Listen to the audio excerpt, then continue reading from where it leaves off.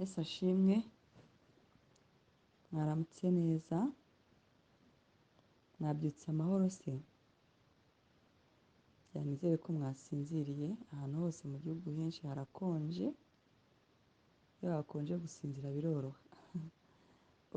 Umuntu araruhuka, muraryama mu mubiri akumva abyutse yaruhutse, ntabwo bisa n'iyo haraye hashyushye. Bana b'Imana mwese muri kuri ino gurupe ndabaramukije. Hari umukozi w'Imana mperutse kumva avuga ukuntu Imana iri kumubwira ngo iramubwira ngo abantu banjye ngo abantu banjye Imana rero ikunda abantu bayo, ihora ivuga ngo abantu banjye, ngo niyo iri kumuganiriza mu buryo ubwo ari bwo bwose biramubwira ngo ariko abantu banjye urabona ibyo bari gukora muri ino minsi, ngo abantu banjye bakeneye ibi n'ibi. Abantu b'Imana rero mwaramutse neza, ndabashimiye cyane ko mwankunze kandi mukangirira icyizere mukizera Imana ivugira muri njye, kubera ko ntabwo ari njyewe ubivuga. Yego, ibyanjye abanzi bazi ibiganiro tuganira ni ibintu biri aho biri feke bidafite imbaraga. Niyo mpamvu Mose yabwiye umwami Imana ati se urantuma urabona ngenzi kuvuga, ati ibyo byihorere shati uzavuga se uzabuzwa n'iki, nuza mukuru wawe azakuvugira. Nanjye rero mbere ntabwo rwose nashobora no guhagarara imbere y'umuntu wogira ikivu, umuntu umwe kandi mugira ikintu mvuga, nari umuntu witinya, nabayeho imyaka irenga buriya si imyaka y'ubuzima bwanjye yose kugeza nko muri bibiri na cumi na gatandatu, ariko nko kuva muri bibiri na cumi na kane na gatanu kuva muri bibiri na cumi na gatanu bibiri na gatanu kugera muri bibiri na cumi na gatanu ndi umuntu ubaho kuri iyi si ntafite ubwenge. Abarozi barandoze nta bwenge ngira, ndi umuntu uri aho ugenda. Hari umuntu wigeze ambwira ngo ni imyaka yo kujijwa, ndamubwira se nari mbifiteho ubuhe butwari?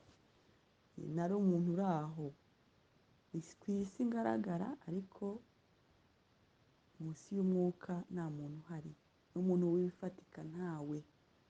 Barantwaye ubwenge, barangize igishushushungwa ngenda. Abarozi ndabaramukije, urangiye narozwe n'abarozi benshi. Iyo ndi kubyumva ni abakozi b'Imana baba muri Tanzania, muri Kenya, abo tuvukana mu miryango, narozwe n'abarozi benshi, ariko ndabaramukije, ndagira ngo mbibutse ijambo Uwiteka yavuze ngo abo natoranyije nabamenye kare, ngo batarajya no mu nda ya mama wawe, ngo ariko narabamenye ngo ndangije ndabatsindishiriza. Twatsindishirijwe tutaraza mu nda ya data. Kandi Yesu yaravuze ati ariko muhumure, uri muri mwe aruta cyane uri mu bisi. Muri kumva uko byari bimeze kose, nari umukatolika ariko nakundaga kujya mu ruhango, ndabyibuka ko mu ruhango najyaga ngenda ngahagarara kuri uriya musaraba nkawufata nkabwira mwami Yesu nkiza, mwami Yesu mbohora, kuko nabonaga bitari normal. Ikindi kintu nari mfite, nahoraga nta byishimo mfite. Naho ibyabaye nka nyuma ya 2015 2017 ibyo byari intambara zo mu mwuka, zo iyo Satani abona ari kukurekura, uri kumuva mu biganza ararwana utagenda, kakunaniza kugeza buriya.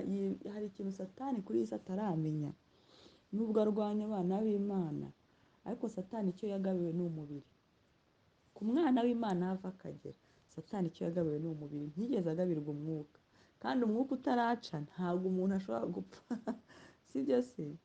Umwuka utaragura imbaraga ngo ureke kwirwanirira, ntabwo umuntu ashobora kugira icyabo. Urababara nyine ukaba nka Yobu. Niyo mpamvu mubona abantu hano hanze ubuzima ari bubi, mukibwira ngo bari abantu niko babihisemo. Oya, niba ufite urukundo uzajya witegereza abantu barasa nabi, abantu barashonje, abantu barasabiriza, abantu ugasanga urupfu kumwica buriya abantu ukuntu biba byarabagendekeye, baba barahuye n'ibibazo bikomeye, ku buryo umunsi ku wundi agenda kugira atere imbere agenda asubizwa inyuma, akava mu buzima yari arimo, akava iwabo akiri umujene, ejo akabaje muri uyu mujyi, tuvuga umwana w'umukobwa bamuteye inda arabyaye, atangiye kwirukana uruhinja n'agataro, ejo biranze hajemo uburwayi, ariko ukabona arakomeza arahatana. Mutekereza se ko hari abantu ubuzima butatangiye ari bwiza? Ariko kuko amaso yacu arabireba, Yesu aravuga ati abakene muzahorana nabo. Urabireba nyine ukumva ntufite icyo ubivugaho, ariko bari abantu mbere bari abantu bazima bambara bagasa neza. Ariko Satani icyo aba yarakoze, aba yaragerageje kumubuza icyizere cy'ubuzima, kamubabaza kugeza urwego abura icyizere cy'ubuzima. Sinirengagije ko haba harimo n'ingaruka z'abahisemo amahitamo mabi, kwiyahura mu bintu bitari byiza, swati nko kujya mu bintu byo gushaka abapfumu n'iki. Ariko nagira ngo mbabwire, Imana hari ikintu yibikiye mu biganza byayo udashobora gupfupfunyuramo, sibyo?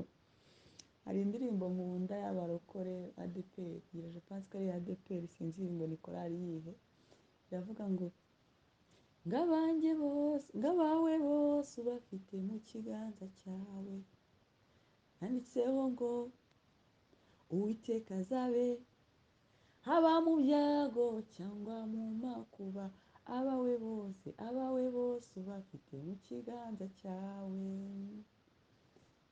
Abawe bose, sibyo? Ubafite mu kiganza cyawe, ngo handitseho ngo Uwiteka azabe.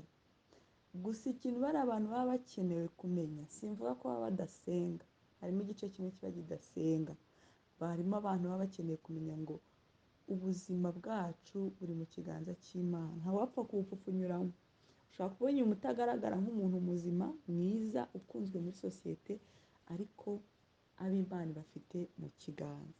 Abandi bantu muri iyi si ni abantu ubona ko bameze neza inyuma, ariko imitima yuzuye amarira. Njya mbibona mu rusengero nsengeramo, nsengera ahantu rwose hari abantu b'abasirimu, abantu b'abasirimu pe, ariko iyo batangiye kudekarara amagambo y'ihumure, y'amahoro, umwuka wera yamanutse, abantu bararira. Buriya ntabwo abantu bose bashobora kurira bari kurira ku bw'ibyishimo by'umwuka wera, cyane abanyamujyi, wapi? Abantu imitima yabo irarushye.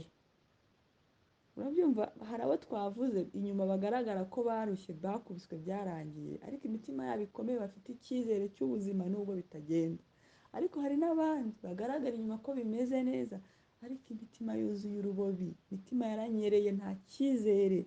Arareba akavuga ati uru rugo ndimo rumeze gutya, amaherezo azagenda azamera gute? Ubu burwayi ndwaye, iki kirwara cy'imyaka n'imyaka maranye nacyo, uyu mugabo wananiye, uyu mugore wananiye, ese iri deni rimeze gutya tuzarivamo igihe bigenze gute?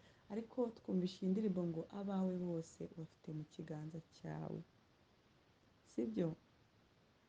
So Imana ni Imana nziza, malgré ibibazo dufite, Imana yacu ni Imana nziza, kandi dufite ibimenyetso birenze kimwe ko Imana ari nziza, yatugiriye neza, iri kutugira neza kandi izatugirira neza, kubera ko dufite byinshi. Satani ni mubi, iyo wagize mu kigeragezo wibagirwa bya bindi byose yakoze.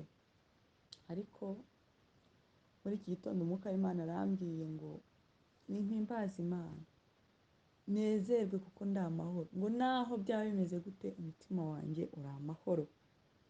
Kandi koko numvaga mfite amahoro. None se ikintu udashoboye wagikoraho iki? Iyo ugize umugisha wakira amahoro y'umwuka wera, avuga uti umutima wanjye himbaza Imana.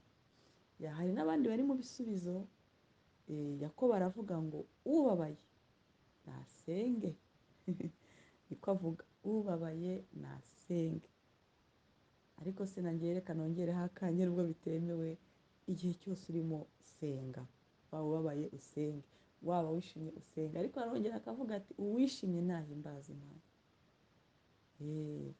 Himbaza Imana, himbaza Imana, abari kure n'abari hafi babimenye.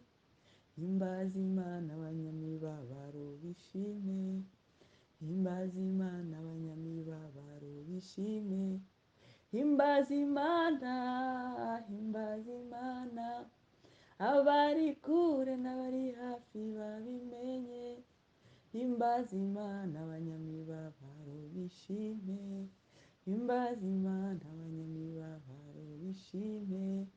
himbaza imana, himbaza imana, abari kure n'abari hafi babimenye, himbaza imana abanyamibabaro bishime, himbaza imana abanyamibabaro bishime. Ndumva nabikomeza, guhimbaza imana abanyamibabaro bakishima. Kuramya bituma imitima yacu icya, yongera kuzana ubuzima. Kuramya murabona ukuntu ari byiza, egirize yose biri kuramya, bya bintu byose ntacyo biba bitubwiye. Tuba tuvuga ngo mana uri yawe, uri yawe, urera, urakiranuka, ureka ibiri mu isi yose bipfukamire amavi yawe. Gukomera kwawe kubaho, izina ryawe ryamamare ku isi yose, kandi tuzahora tukwamamaza nta bunebwe nta rwitwazo. Yakobo akongera akavuga ngo ariko niba hari muri mwebwe urwaye, ngo atumire abatambyi bamusiga amavuta bagize gute, ngo bizeye ubwo bazamusengera bizeye yakire gukira, sibyo? Ubwo harimo n'abantu rero twari tuvuze bishimye inyuma, ariko hari n'abishimye inyuma no mu mutima. Nanejejwe n'umuntu wahagaze kuri gatatu aravuga ati rega abantu hano bose bazana bavuga ukuntu Imana yagiye bagira neza ibavanye hasi bazamuka, ati twe si uko byahoze, twe twabye tumeze neza, ntacyo twabuze, twize amashuri meza, twabaye mu miryango ikize, ntitwige tubaho mu mazu atagira amamodoka, mu mazu y'abandi, oya, twabye tubona umuceri ku meza. Abo nabo barahari kandi bari mu nzu y'Imana, harimo ingeri zose. So reka dushime Imana rero, kuko hari uko Imana yaturemye n'aho yaturemeye kandi ifite umugambi. Aho Imana yose yakuremeye ifite umugambi. Hari umuntu nigeze numva avuga ngo yajyaga ngo mama we yaramubyaye aramuta, amusigira nyina nyirakuru, ubwo nyirakuru w'ako kana, amusiga akivuka, arerwa n'uwo mukecuru. Uwo mwana uko agenda akura akajya yibaza ati ese mama wanjye ikintu cya mbere ntajya ambwira papa, yari azi ko uwo mukecuru ari we nyina, ntajya ambwira papa, kandi njya nibaza impamvu mfite umumama w'umukecuru so hari ibibazo abantu benshi bibaza according to situation barimo, akibaza ati ese kuki navutse muri uyu muryango udakijijwe uterekera, kuki ababyeyi bambyaye bakanta, kuki ntagize amahirwe yo kurerwa n'ababyeyi banjye, nanjye nkavuga ndetse kuki nagize amahirwe yo kuvugira mu babyeyi bari legitime bameze neza ariko sinkurane nabo. Hari n'uvuga, hari abandi bigeze numva bavuga ngo mama n'uyu wacu turashima Imana ko ariho, ngo ariko ngo ntabwo twigeze tubana nawe, nigeze aturera, ngo ayo nayo n'andi mateka buri wese afite ukuntu avuga ngo byagenze bike. Hari n'abakuriye kwa mama na papa neza biri fayini nabo ariko bibaza batese iki n'iki ko kitagenze neza. Ariko ndagira ngo mbibutse ko Imana ifata ibinyantege nke ikabigira ibinyembaraga. Biba abantu babona ko bavutse mu buryo budasobanutse, bakuriye ahantu hadasobanutse, yewe banakuze neza ariko badafite imbaraga z'umwuka zo guhamya, abo nibo Imana ifata ikabagira abayo. Imana yitegereza Yeremiya. Iyo numvisha amateka bari kutwigisha, batubwiye ko Yeremiya yavutse ku mugore w'umushunemu, ni ubwoko butari buhuye n'Abayisiraheli, bwari abanyamahanga, hanyuma ariko avuka ku Muyisiraheli. Buriya Imana ni Imana izi kwirebera ubwoko bwayo. Ku mugabo yari Umuyisiraheli, umugore ari umunyamahanga. Noneho umugabo abwira umugore ati, umukobwa bari bakiri batoya, bari bato cyane, bari abana, avuga ati ariko nubwo utwite ngiye, buriya ibintu byo kwihakana abantu batwite byahozeho ibyahozeho se niko na Yozefu yashatse kwihakana Mariya mu ibanga, Gaburiyeli akagenda akamubwira ati reka ntubikora, inda twite n'iy'Umwuka Wera na se wa Yeremiya na nyina wa Yeremiya ntibari bazi uwo babyaye. Ngo Imana iraza ngo uriya mugabo uriya muhungu amaze kudesida ko uwo mwana atazamurera, aravuze ati ntabwo nakujyana mu bwoko bw'iwacu ntibakwemera. Umwana nawe aravuga ati si umwana nzamurera gute, aramufata amusiga aho ngaho. Niyo mpamvu Imana ivuga ngo niyo yamureze, yamukuye mu ivata, birangije aramubwira ati Yeremiya we baho ati wowe nakuremye utaraba mu nda ya mama wawe. Imana icyo yitaho si umubyeyi ikurerera ikushyiramo. Reka mbisubiremo, birashoboka ko Imana ihagurutsa umuntu runaka ukomeye akavukira aho Imana ishaka. Ashobora no kuvukira ku mugore w'umupfumu n'umugabo w'umupfumu kugira imana izaca uwo mugozi w'ubwo bupfumu. Ariko ku bantu b'imana dukijijwe tubyara abana b'imana. Buriya tubyara abana duhawe resiponsabiriti yo kubarera kugira ngo bazafashe Yesu gukiza isi, bazaba ambasaderi ba Kristo. Ariko imana ijya yemera yuko iyo ishaka guca umugozi w'ikintu runaka kibi kuri iyi si, yemera ko umwana runaka avukira muri uwo muryango, ititaye ngo ninde wamubyaye. Imana yo igahora yirebera uwo mwana, ikareba ngo ese ntari bugwe ku ibuye, ese hari nubwo itita no ku buzima bwe, nubwo akurira mu muhanda, ariko Imana yo gahunda yari ifite kugira ngo uwo mwana ahavukire, ahagire urukiryi, azavuge ngo aha hantu narahavukiye, ngomba kubasengera bagakizwa. Sibyo? Ibyo ngibyo Imana ijya ibikora. Mubu uzumva abantu bakomeye cyane, bakomeye ku isi bagiye bavuka mu miryango imeze gutyo. So uyu munsi rero Imana ishimwe ko twabyutse turi bazima, tugarutse kuri aya mategeko ya Kristo. Amategeko ya Kristo, Yesu aravuga ngo ahangaha, ariko ntabwo ari ryo tegeko tugiye kureba. Ndashaka kugira ngo mbibutse ko Yesu ugeze aca umugani w'imbuto zagiye zigwa ahantu hatandukanye. Iyo Yesu avuga amategeko ye, aba yifuza ko ijambo rye rigwa ahantu hazima. Avuga imbuto zaguye mu butaka, imbuto zaguye ku kara, imbuto zaguye mu mahwa. Sibyo? Agenda avuga n'ibyagiye bizibaho, ariko nifuza ko tuba imbuto zigwa mu butaka bwiza. Sibyo? Ziba mu butaka bwiza. Igihe cyose ugiye gusoma Bibiliya cyangwa ugiye kumva ijambo ry'Imana, ujye ubwira Imana ngo mu mutima wo kwakira rino jambo ribe muri njye, ribe ubuzima bwanjye, mbe ijambo nanjye. Sibyo? Ngo ni uko umuntu wese wumva ayo magambo yanjye akayakomeza azaba nk'umunyabwenge wubatse inzu ye ku rutare. Umunyabwenge ngo imvura iragwa, imivu iratemba, umuyaga urahuha. Niba muzajya musoma ijambo nk'iri, muzajye muhita muribona. Wubatse inzu ku rutare rukomeye, no kujya kuyubaka ku musenyi, ngo mujya mubona ukuntu amazi aza ku musenyi akaza agahita asubirana y'umusenyi. Ngo imvura iragwa, imivu iratemba, umuyaga urahuha. Umuntu wubatse, iyo bavuga urutare hano baba bavuga Kristo. Umuntu wubatse ubuzima bwe kuri Kristo. Imvura iragwa, imivu iratemba, umuyaga urahuha, ngo byose byikubita kuri iyo nzu ntiyagwa, ngo kuko yari ishinzwe ku rutare. Ngo kandi umuntu wese wumva aya magambo yanjye ntayakomeze azaba nk'umupfapfa. Uriya ntuzajya ubona ijambo ry'Imana urifata minenegwe, ujye umenya ko uri umupfapfa. Reka tubivuge muri ayo magambo, ni Yesu wabivuze. Wubatse inzu ye ku musenyi. Kubaka ubuzima ku bintu by'iyi si birangira. Ufata inzu nziza ukayubaka ukabona koko ni inzu kweri, ariko hashira iminsi ugatangira kuyisana, hashira igihe ukavuga uti iyi nzu irashaje. Ukubaka ubuzima ku bintu nk'ibyo. Aha naho Yesu yavuze ati ntimukibikire ubutunzi muri iyi si isaza, ifite inyenzi n'ingese, ahubwo mwubike mu bwami bw'ijuru. Hano hakomeza avuga ati imvura iragwa, imivu iratemba, umuyaga urahuha, ngo byose byikubita kuri iyo nzu iragwa. Kandi kugwa kwayo kwabaye kunini kweri. Ni ukuvuga ngo iyo wubatse kuri Kristo, hakaza imiyaga, hakaza imivu, sibyo? Ni igihe wubatse kuri Kristo hakaza ibigeragezo, hakaza ibikugerageza mu mpande enye z'isi, ariko kuko wubatse kuri Kristo ugakomeza ugakomera. Bibiliya iravuga muri Zaburi ya mbere 1:3 ngo uwo nyine uba amategeko y'Imana, uyabamo neza, uyakunda, uyubahiriza, wumva ijambo ry'Imana.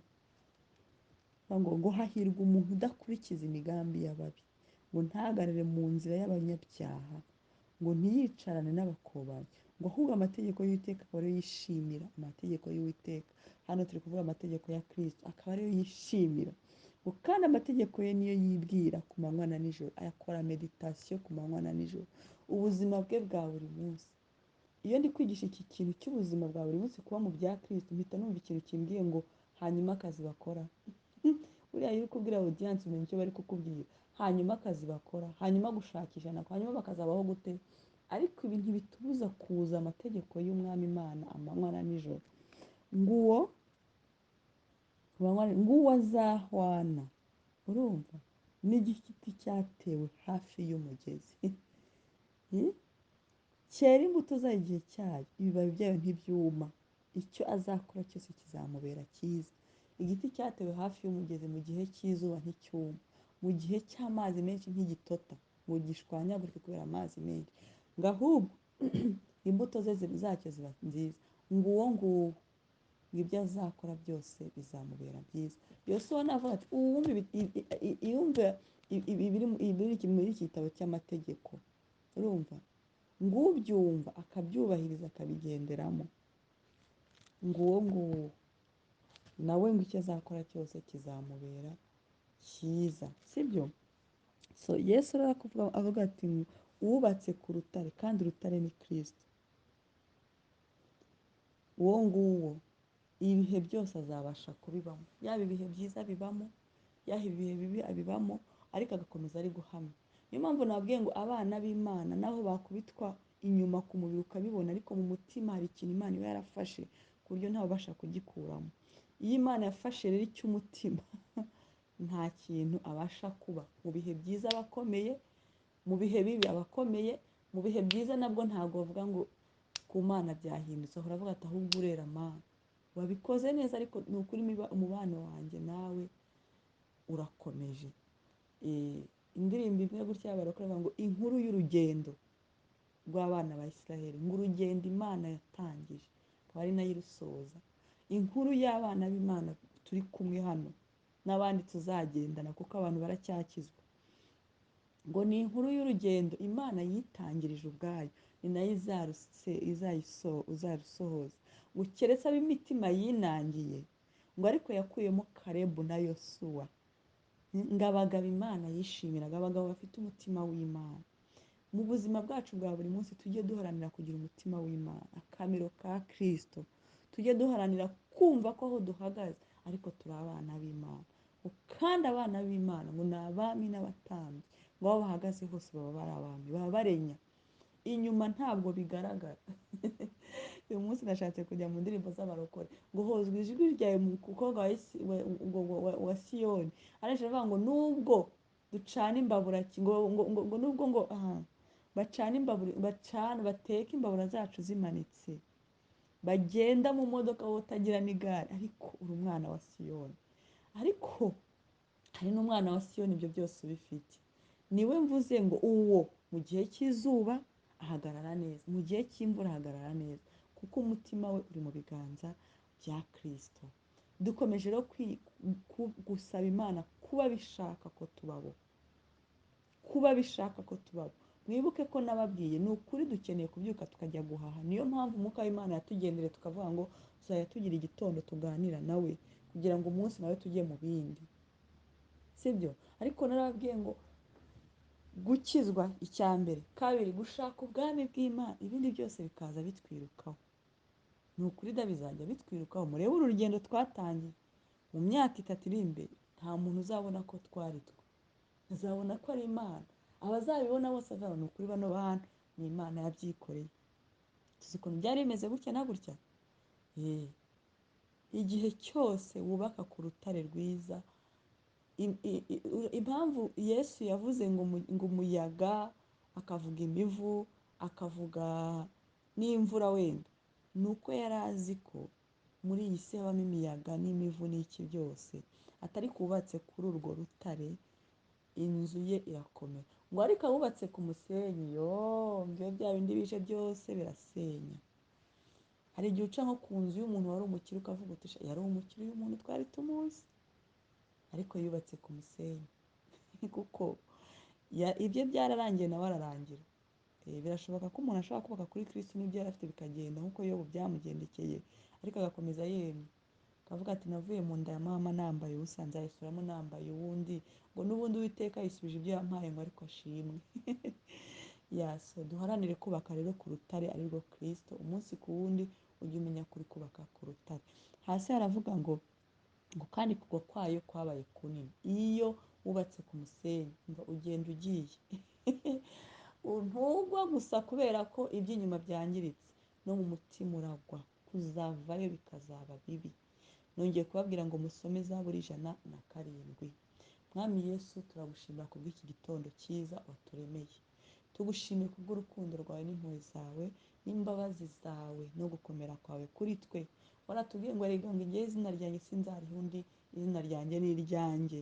Niyo mpamvu nzakomeza kubarwanira kugira ngo izina ryanjye ndigumane. Turabigushimiye kandi ko wahize uwo muhigo ku buzima bwacu. Ntabwo wabihigiye abanyamahanga, wabize ku bwacu mu izina rya Yesu Kristo. Mwami Yesu rero, uyu munsi ni umunsi turemeye ngo tuwunezererwe. Reka ibambe n'ubuntu byawe bitubeho na feva yawe n'igikundiro. Ibyo tuza gukozaho intoki byose bize guhabwa umugisha. Aho dukanagira hose ahabwa umugisha. Mu izina rya Yesu Kristo. Reka ugendane natwe, ubane natwe. Amajya n'amazamuka uturindire muri iyi mihanda mibi. Mwami, ahubwo aho twari kugira ibibazo haduhera umugisha. Abari baduteze iminsi mwami, aribo batugirira neza. Mu izina rya Yesu Kristo. Urakoze cyane. Nijoro naganiriye n'umuntu ndamubwira ngiye ntabwo ngihangana n'umuntu wangiriye nabi, ahubwo ndamureka nkicecekera. Silence yanjye ikamusobanura ko yangiriye nabi. Ariko nazajya kubona nkabona mu minsi yashize agatima karamukubise, ndongeye mugirireho umugisha, tubaye inshuti, akoze n'ibyo ntamutumye. Niyo mpamvu Pawulo avuga ati mugire umwete wo kubana n'abantu bose amahoro, ngo n'uwo kwezwa. Iyo baje kubana n'abantu bose amahoro birakorohera kwezwa, ngo kuko utejejwe atazabona Imana. Ndabakunda, muhahe muronke. Bye.